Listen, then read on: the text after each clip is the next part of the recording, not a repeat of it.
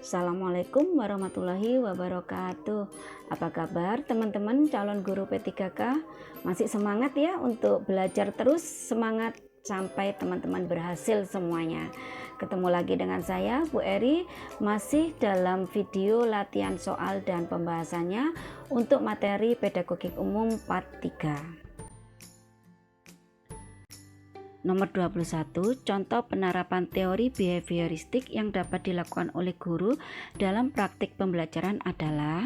Nah, maksud dari soal ini teman-teman disuruh memilih manakah yang merupakan contoh penerapan teori behavioristik.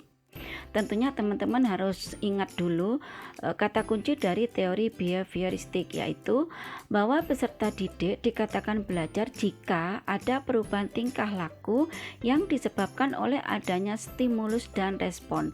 Dan di dalam teori behavioristik ini peserta didik dikatakan belajar jika mereka bisa mengungkapkan kembali pengetahuan yang telah diberikan oleh guru, dan ini hanya fokus kepada hasil.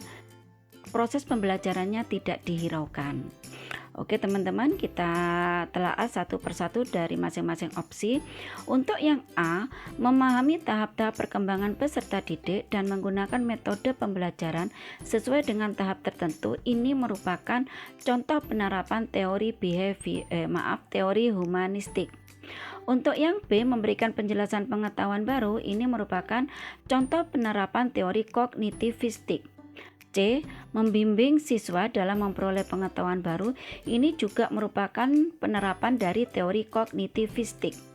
D, memberikan stimulus kepada peserta didik berupa penataan lingkungan belajar, ini merupakan contoh penerapan teori behavioristik. E, menyediakan atau memberikan kegiatan-kegiatan yang merangsang keingintahuan siswa dan membantu mereka mengekspresikan gagasannya, ini merupakan contoh penerapan teori konstruktivistik. Maka jawaban yang benar adalah D. Nomor 22, aktivitas pembelajaran pada model project based learning pada sintak mendesain perencanaan produk adalah. Nah, kita ingat dulu teman-teman sintak dari model pembelajaran project based learning. Yang pertama yaitu pertanyaan mendasar, yang kedua mendesain perencanaan produk, 3 menyusun jadwal pembuatan, 4 memonitor keaktifan dan perkembangan proyek, 5 menguji hasil, 6 evaluasi pengalaman belajar. Nah, yang ditanyakan di soal ini adalah aktivitas peserta didik ketika pembelajaran berlangsung di sintak yang kedua, yaitu mendesain perencanaan produk. Marilah kita lihat manakah dari masing-masing pilihan jawaban ini yang termasuk dalam sintaks mendesain perencanaan produk. Yang A, peserta didik menyusun jadwal penyelesaian proyek dengan memperhatikan batas waktu yang telah ditentukan. Ini merupakan sintak yang ketiga, yaitu menyusun jadwal pembuatan. B, peserta didik melakukan pembuatan proyek sesuai jadwal, mencatat setiap tahapan, mendiskusikan masalah yang muncul selama penyelesaian proyek dengan guru. Ini merupakan langkah yang keempat, yaitu memonitor keaktifan dan perkembangan proyek. C, peserta didik berdiskusi menyusun rencana pembuatan proyek pemecahan masalah meliputi pembagian tugas, persiapan alat, bahan, media, dan sumber yang dibutuhkan. Ini merupakan langkah yang kedua, yaitu mendesain perencanaan produk. D, peserta didik membahas kelayakan proyek yang telah dibuat dan membuat laporan produk atau karya untuk dipaparkan kepada orang lain. Ini merupakan langkah yang kelima, yaitu menguji hasil. E, peserta didik mengajukan pertanyaan mendasar apa yang harus dilakukan terhadap topik atau pemecahan masalah. Ini merupakan langkah yang pertama, yaitu pertanyaan mendasar. Nah, dari sini teman-teman bisa memilih mana jawaban yang tepat. Tentunya jawaban yang tepat adalah C. C ini merupakan aktivitas peserta didik di sintaks yang kedua, yaitu mendesain perencanaan produk. 23. Salah satu sintaks model based learning adalah mengorganisasikan peserta didik untuk belajar. Contoh aktivitas pembelajarannya adalah, sebelum menjawab, kita ingat dulu bagaimana sintak model problem based learning. Yang pertama, orientasi peserta didik pada masalah. 2, mengorganisasikan peserta didik untuk belajar. 3, membimbing penyelidikan individu maupun kelompok. 4, mengembangkan dan menyajikan hasil karya. 5, menganalisis dan mengevaluasi proses pemecahan masalah. Pada soal ini yang ditanyakan adalah bagaimana aktivitas peserta didik dalam pembelajaran ketika ada di sintak mengorganisasikan peserta didik, yaitu sintak yang kedua atau langkah yang kedua. Oke, mari kita bahas teman-teman. Yang A, kelompok melakukan diskusi untuk menghasilkan solusi pemecahan masalah. Ini merupakan contoh sintak mengembangkan dan menyajikan hasil karya, yaitu sintak yang keempat. B, kelompok mengamati dan memahami masalah yang disampaikan guru atau yang diperoleh dari bahan bacaan. Ini merupakan sintak yang pertama, yaitu orientasi peserta didik pada masalah. C, siswa melakukan penyelidikan atau mencari data, referensi atau sumber untuk bahan diskusi. Ini merupakan kegiatan peserta didik di sintak yang ketiga, yaitu membimbing penyelidikan individu maupun kelompok. D, siswa berdiskusi dan membagi tugas untuk mencari data atau bahan-bahan atau alat yang diperlukan untuk menyelesaikan masalah. Ini merupakan kegiatan siswa di sintak yang kedua, yaitu mengorganisasikan peserta didik untuk belajar. E, kelompok melakukan presentasi, kelompok yang lain memberikan apresiasi. Ini merupakan kegiatan peserta didik di sintak yang kelima, yaitu menganalisis dan mengevaluasi proses pembelajaran. Nah, dari sini teman-teman tentunya sudah tahu manakah kegiatan atau aktivitas pembelajaran yang dilakukan oleh peserta didik ketika di sintak mengorganisasikan peserta didik, yaitu sintak yang kedua. Maka jawaban yang tepat adalah yang D. Nomor 24, prinsip profesionalisme yang harus dimiliki dosen maupun guru sesuai Undang-Undang Dosen dan Guru adalah sebagai berikut, kecuali apakah yang A, B, C, D, atau E? Tentunya teman-teman harus tahu dulu apa saja prinsip profesionalisme yang ada di dalam Undang-Undang Dosen dan Guru. Inilah prinsip profesionalisme yang ada di dalam Undang-Undang Nomor 14 Tahun 2005 tentang guru dan dosen. Yang pertama adalah memiliki bakat, minat, panggilan jiwa, dan idealisme. Yang B, memiliki komitmen untuk meningkatkan mutu pendidikan, keimanan, ketakwaan, dan akhlak mulia. C, kualifikasi akademik dan latar belakang pendidikan sesuai dengan bidang tugas. D, memiliki kompetensi yang diperlukan sesuai dengan bidang tugas.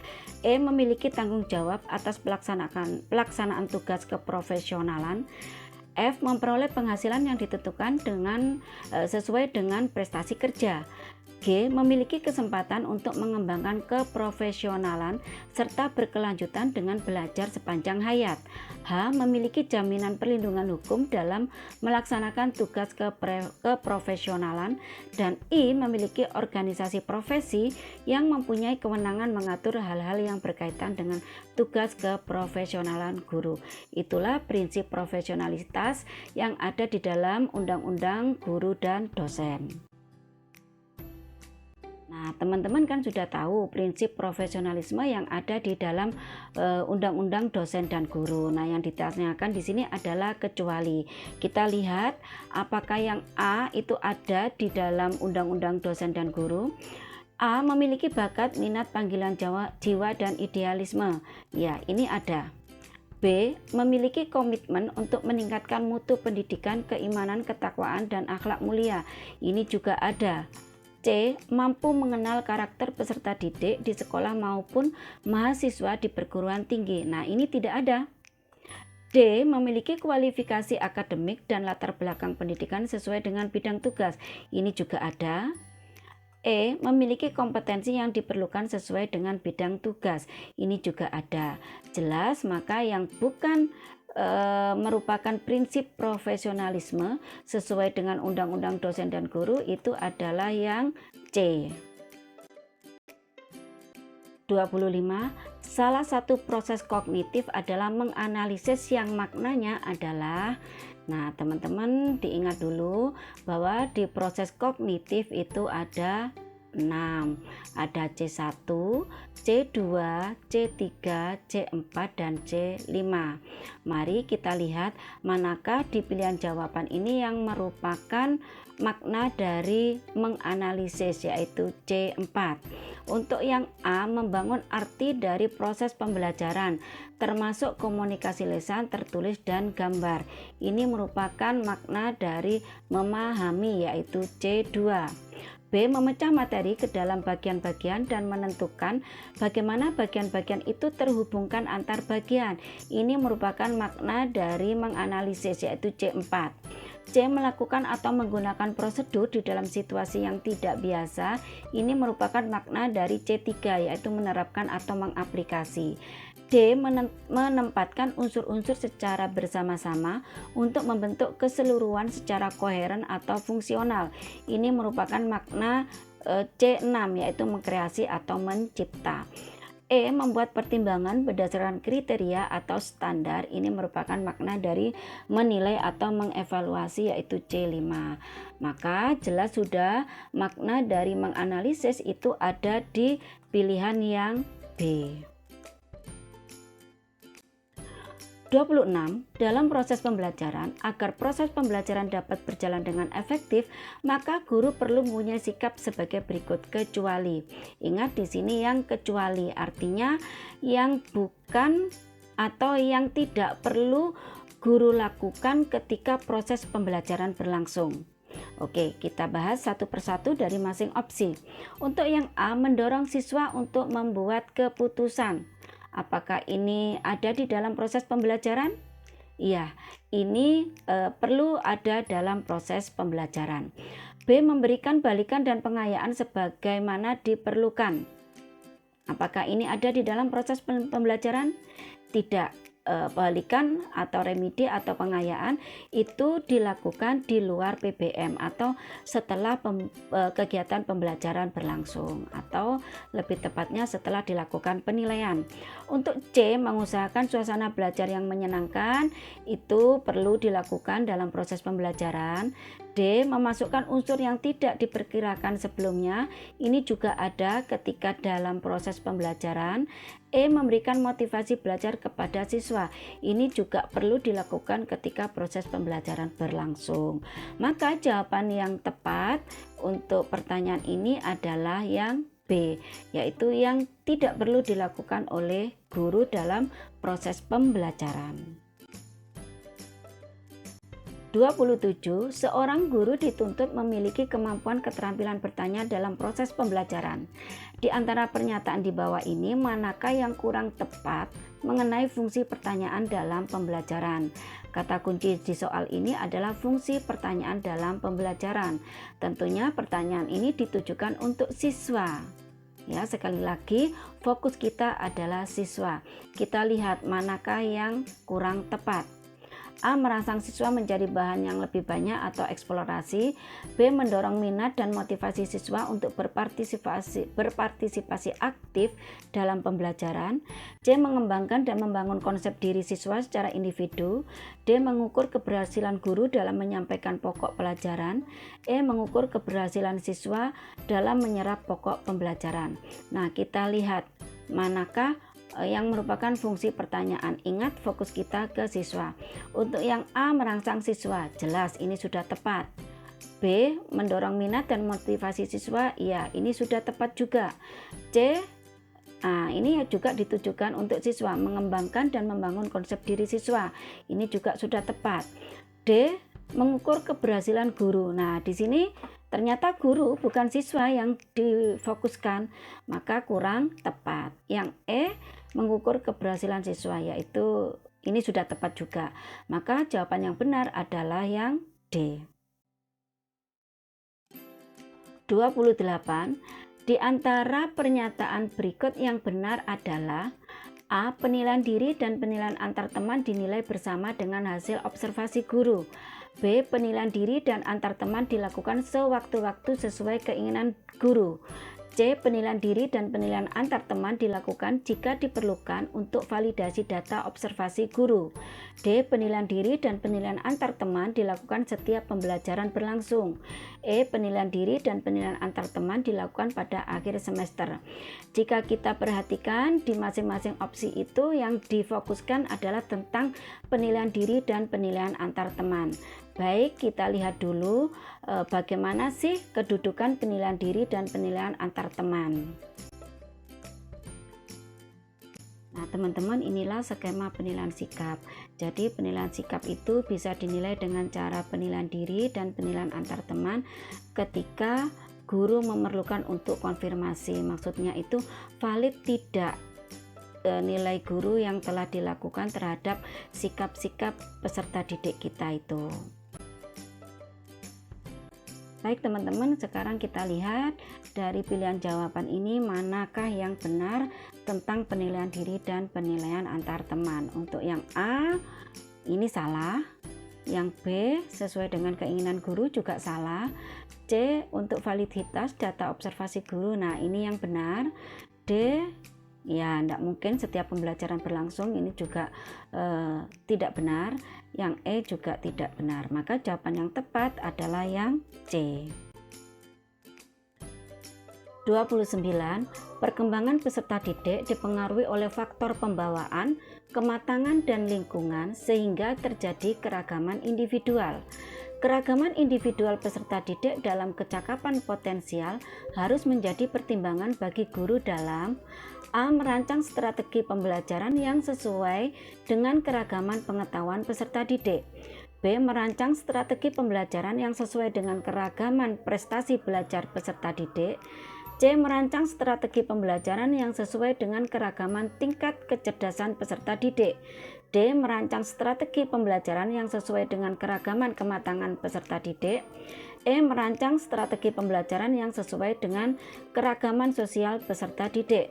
Kata kunci dari soal ini adalah kecakapan potensial. Nah, kecakapan potensial ini identik dengan kecerdasan. Maka kita pilih mana rancangan strategi yang berdasarkan kecerdasan. Kalau yang A itu berdasarkan pengetahuan, B berdasarkan prestasi belajar, C berdasarkan tingkat kecerdasan, D berdasarkan kematangan, E berdasarkan sosial. Maka jelas di sini pilihan jawaban yang tepat adalah yang C. 30. Kemampuan untuk menciptakan, memiliki daya cipta atau mampu menciptakan sesuatu yang baru, baik berupa gagasan maupun alat yang relatif berbeda dengan apa yang telah ada sebelumnya dalam pembelajaran merupakan sikap kreatif guru ketika menyampaikan ilmu kepada siswa. Model yang sesuai dengan sikap kreatif memanfaatkan lingkungan sekitar sebagai sumber belajar adalah A. Problem based learning, B. Contextual teaching learning, C. Cooperative learning, D. Open inquiry, E. Project based learning. Kita ingat kembali dari masing-masing istilah ini. Untuk yang A, problem based learning itu merupakan proses pembelajaran yang menggunakan masalah-masalah real dalam kehidupan nyata, artinya otentik. Contextual teaching learning yang biasa kita sebut CTL itu adalah proses membuat hubungan antara pengetahuan yang dimiliki dengan penerapannya memanfaatkan lingkungan dalam kehidupan mereka sehari-hari. C. Cooperative learning itu artinya bekerja sama dalam kelompok-kelompok kecil. Open inquiry itu adalah kegiatan melakukan observasi atau eksperimen guna mencari jawaban maupun memecahkan masalah. Project based learning adalah kegiatan menggunakan masalah sebagai langkah awal dalam mengumpulkan dan mengintegrasikan pengetahuan baru berdasarkan pengalamannya dalam beraktivitas secara nyata, dan nantinya hasilnya ada produk atau karya. Nah, kata kunci dari soal ini adalah guru kreatif memanfaatkan lingkungan sekitar. Jelas jawaban yang tepat adalah yang B, yaitu contextual teaching learning. Alhamdulillah, latihan soal materi pedagogik umum part 3 sudah kita bahas. Semoga bermanfaat dan barokah. Semoga bisa membantu teman-teman dalam menyelesaikan soal-soal seleksi P3K. Semoga semua teman-teman sukses, tetap semangat dan terus berjuang. Jangan lupa berdoa. Sampai ketemu di video berikutnya part 4. Assalamualaikum warahmatullahi wabarakatuh.